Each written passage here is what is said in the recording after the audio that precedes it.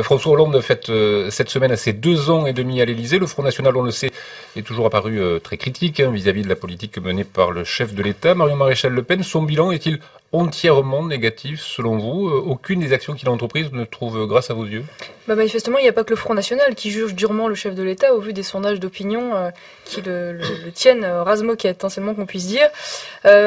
Cette moitié de mandat est marquée par un certain nombre de choses. La première, c'est quand même l'affaiblissement profond de la fonction présidentielle. Je crois on l'a vu, l'affaire Cahuzac, l'affaire Thévenoud, ses déboires personnels, toutes ces choses-là ont quand même largement entaché non pas seulement l'homme mais aussi la fonction, et ça c'est un véritable problème pour nos institutions. Et puis alors, oui, malheureusement j'ai un constat assez dur, parce que même lorsqu'il a voulu lancer des réformes qui étaient nécessaires et qui étaient des grandes réformes de fond, je prends par exemple à la séparation de des banques d'affaires et des banques de dépôt, on s'est rendu compte que c'était de la poudre aux yeux. Voilà, finalement ça ne concerne qu'une infime partie des activités des bancaires. Les banques peuvent continuer à spéculer largement avec l'argent des déposants. Sur la réforme des retraites qui était aussi nécessaire, il a choisi la facilité en allongeant la durée de cotisation alors que nous sommes en période de masse, plutôt que de s'attacher à la réforme de la remise à plat des régimes spéciaux, rapprochement des systèmes de retraite publics, privés, parce que il y a un manque de courage qui est quand même flagrant dans ce mandat. Alors il y a des choses qui ont été pour eux réussies, il faut bien le dire. Je pense à la réforme Taubira, ils ont mené le mariage pour tous, mais surtout la réforme Taubira qui m'apparaît extrêmement dangereuse, qui là va conduire à plus de 80% à la remise hors les murs de peine, puis ça concerne les délits de moins de 5 ans d'emprisonnement. Donc il y a un bilan très négatif, l'échec manifeste sur l'emploi également, et puis le mensonge. Beaucoup de mensonges dans ce mandat, puisque chaque fois on avait des promesses, on nous a dit qu'on n'augmenterait plus les taxes et les impôts, et encore aujourd'hui on découvre qu'il y aura une augmentation de taxes sur les résidences secondaires. Justement, comment vous expliquez ces bons résultats électoraux entre le bon résultat aux européennes, les 12 villes gagnées au municipal? C'est parce que Marine Le Pen a mieux structuré le parti, l'a plus professionnalisé? C'est elle qui a insufflé ça? Il y a du fond et entre guillemets il y a de la forme, certainement. C'est vrai qu'on a amorcé aujourd'hui une nouvelle phase dans notre mouvement, qui est celui de l'ancrage local, qui a été réussi. On a eu plus de 600 listes au municipal. On a, comme vous le rappeliez tout à l'heure, plusieurs centaines de conseillers municipaux. On a pour objectif au cantonal d'avoir des candidats partout, qui est un objectif très ambitieux parce que l'intégralité des partis politiques ne sont pas présents partout, bien sûr, mais ce qui démontre notre capacité aujourd'hui à justement trouver des figures locales qui osent s'afficher. Et ça aussi c'est révélateur, parce que pendant longtemps, lorsqu'on était au Front National, on était un peu mis au banc de la société, il faut bien le dire, professionnellement, socialement, et aujourd'hui c'est plus le cas. Les gens assument parfaitement de s'engager, et ça, Marine Le Pen l'utilise à bon escient justement pour dépasser un peu la difficulté de ces modes de scrutin, parce que c'est vrai que ces modes de scrutin, aujourd'hui, le simple parti ne suffit plus pour gagner. Il faut avoir cet ancrage local, et c'est ce qui fera la différence demain. Roselyne Febvre. Alors vous avez de plus en plus d'électeurs, bien sûr, mais franchement, si vous arrivez un jour au pouvoir, quand on regarde les médias, on voit 3 personnes: Florent Philippot, Marine Le Pen et vous. Globalement, ça se... ça fait, vous pouvez gouverner dans une cabine téléphonique. Mais vous allez en vexer certains là, quand même. Et Louis Alliot, d'accord. 4 personnes, ça fait un peu de juste. Si vous arrivez au pouvoir, vous allez mettre qui au pouvoir? Mais écoutez, je suis ravie que vous abordiez ce sujet, parce que, comme vous l'avez constaté, nous avons élu 24 eurodéputés, et ils ne sont, à l'exception de ceux que vous venez de citer, jamais invités sur nos médias. Donc je fais un appel: invitez nos eurodéputés, invitez même nos conseillers régionaux, parce que nous en avons beaucoup. Nous avons beaucoup de gens derrière nous, mais malheureusement nous avons des difficultés à les envoyer sur les plateaux télé. Mais tout de même, est-ce que le Front National aujourd'hui n'a pas un problème de cadre au sein de ce parti, de cadre qui puisse diriger des structures? On sait que c'est un parti jeune, où il y a beaucoup de primo-candidats lors des dernières élections. Aujourd'hui, est-ce qu'il n'est pas en déficit de cadres et de personnes qui peuvent aussi venir sur les plateaux de télévision? Non, je ne le crois pas du tout, parce que ça vous aura pas échappé que les hommes politiques ne sont pas omniscients. On travaille beaucoup avec un certain nombre de conseillers dans différents domaines, et Marine Le Pen est très entourée de gens qui ne sont pas affichés tels quels, qui ne sont pas connus, qui ne sont pas, mais qui sont en sous-main, qui travaillent avec elle en sous-main, et qui demain seront là pour constituer un gouvernement. Et en sous-main, est-ce qu'il y a des gens de droite dont vous sentez en sous-main qu'ils se rapprocheraient idéologiquement de votre parti? C'est arrivé. La preuve, d'ailleurs, Florian Philippot était était chez Jean-Pierre. Oui, mais je veux dire, des gens de droite qui se rapprochaient en sous-main idéologiquement, mais idéologiquement, c'est même plus en sous-main. Je veux dire que l'UMP, y compris les têtes d'affiche, y compris l'ancien président de la République, entre guillemets, aborde un certain nombre de thèmes sur lesquels nous sommes en adéquation. C'est pas nouveau. Donc, travailler avec oui, mais vous parliez idéologiquement, c'est pour ça. Mais après, humainement, honnêtement, dans l'immense rang de l'UMP, les entre guillemets les seconds couteaux, les élus locaux, les choses comme ça, c'est possible. Et puis on en voit d'ailleurs. Vous en voyez, vous en entendez? On en voit, on en entend. Mais après, dans les têtes d'affiche, je crois pas. Je crois pas parce qu'il y a quand même une politique très dure menée à l'UMP et qui fait que le moindre petit rapprochement est sanctionné. Je peux même vous raconter une anecdote puisque la fois dernière, j'ai un député avec lequel je m'entends bien, qui m'a même raconté qu'il s'était fait gronder par Jacob, donc le chef de groupe UMP, Christian Jacob, parce qu'il était trop sympathique avec moi. Donc c'est vous dire qu'ils sont quand même, ils ont la corde serrée. Jonathan Mouchet-Petersen. Non mais sur la question idéologique, on évoquait le cas de Florian Philippot qui vient de chez les chevènementistes, qui est quelqu'un qui se revendique comme gaulliste, souverainiste, et qui est clairement issu d'une tradition qui est connue.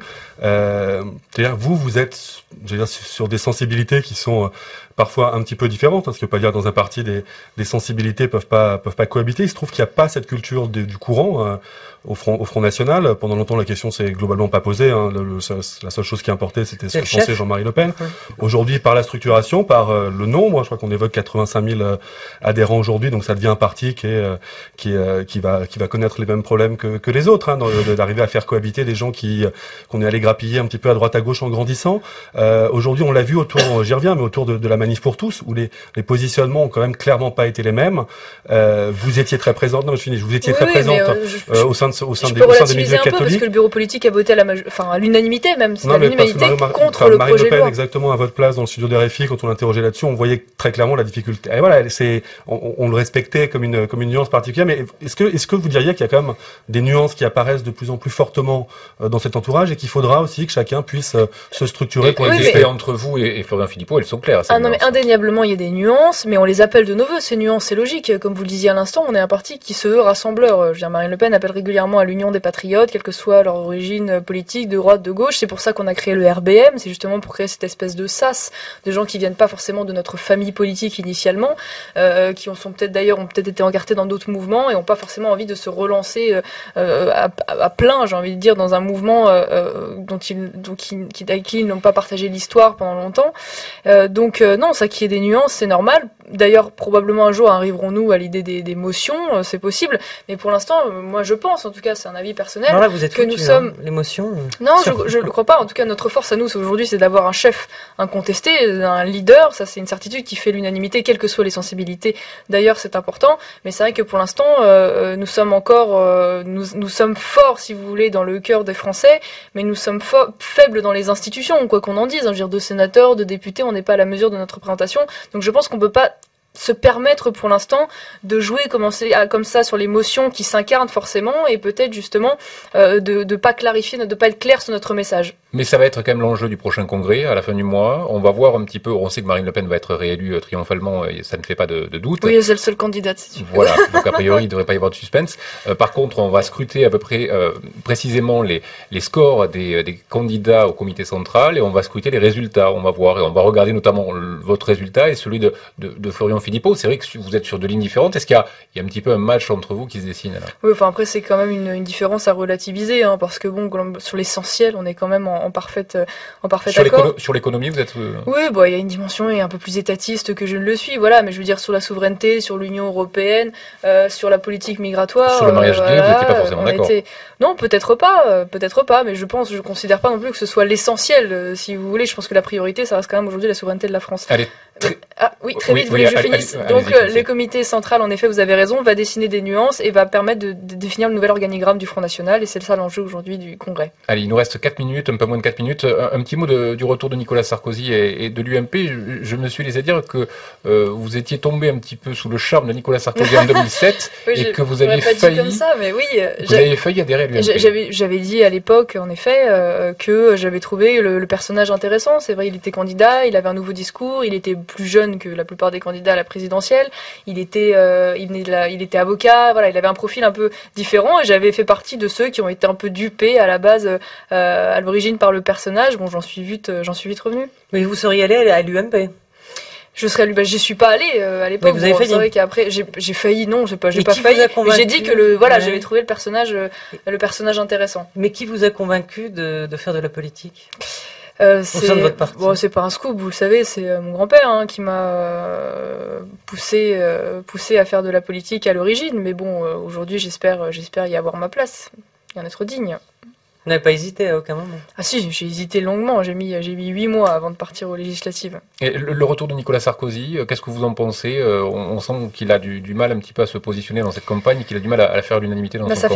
ça fait pchit parce que je pense que voilà, aujourd'hui le retour de Nicolas Sarkozy a été précipité par la chute de Jean-François Copé, qu'il n'avait pas anticipé. Il est revenu beaucoup trop tôt sur le devant de la scène et donc il est revenu avec un message brouillon, pas préparé. Donc il fait une espèce de ressucé, si vous voulez, des thèmes un peu de prédilection qu'il avait abordés déjà en 2012, la sortie de l'espace Schengen, en tout cas sa renégociation, des choses comme ça. Sauf que le problème, c'est que pour quelqu'un qui a été au pouvoir en tant que ministre, puis en tant que président, ça n'est plus audible pour les Français. Et la candidature et la campagne de Bruno Le Maire, qu'est-ce que vous en pensez? On sent qu'il est en train de se passer quelque chose autour de sa candidature. Oui, c'est possible, parce que c'est vrai que c'est un homme qui, au milieu de cette guerre des chefs, apparaît un peu plus pur. Voilà, c'est vrai qu'il fait assez sain. Moi, je suis loin d'être d'accord avec lui surtout. Je pense que pour le coup, il manque peut-être un petit peu de caractère pour quelqu'un qui veut justement briguer ces fonctions-là. Mais je peux comprendre, si vous voulez, qu'au milieu de ces candidatures un peu datées, un peu dépassées, voilà, il apparaisse comme quelqu'un de plutôt sain. Allez, une dernière question pour terminer. On arrive à la fin de cette émission concernant la politique internationale et le Burkina Faso. François Hollande a déclaré il y a quelques minutes que la France avait veillé à ce que Blaise Compaoré soit évacué du Burkina Faso en mettant les moyens nécessaires. Comment vous réagissez à cette déclaration? Oui, j'avais suivi ça. Bon, écoutez, je peux le comprendre. Je peux le comprendre parce que voilà, ce président a été président pendant 27 ans. Il a été pendant longtemps, il faut bien le dire, un assez bon président. Il a joué un rôle de médiateur, il avait calmé un peu les esprits, il a été un ami de la France. Après, voilà, il a fait le pas de trop indéniablement en voulant changer encore la constitution pour briguer encore un mandat. Je peux comprendre que les habitants du Burkina Faso en aient eu assez et eu envie de changement. Mais c'est vrai que François Hollande s'était appuyé dessus, notamment pour voilà, je peux comprendre, si vous voulez, que le gouvernement français ne l'ait pas laissé se faire lyncher au vu de la situation et ait permis son évacuation et donc de lui sauver la vie. Mais ça fait pas un peu France-Afrique quand même, ça? De sauver la vie d'un président africain? De l'aider à partir et de l'aider à... Non, là pour le coup, je pense pas que ce soit vraiment lié à ça. Je pense que c'est quand même normal pour un homme en effet qui a été quand même un soutien et un ami de la France de pas laisser se faire lyncher. Ça veut pas dire qu'après il fallait le soutenir jusqu'au bout. Peut-être d'ailleurs l'État français. Faire venir en France, c'est ça ce que vous voulez dire? Non, c'est même pas la question. Je dis juste que ça me choque pas. Voilà, ça me choque pas et je crois pas que ça rentre dans le cadre d'une critique France-Afrique là pour le coup.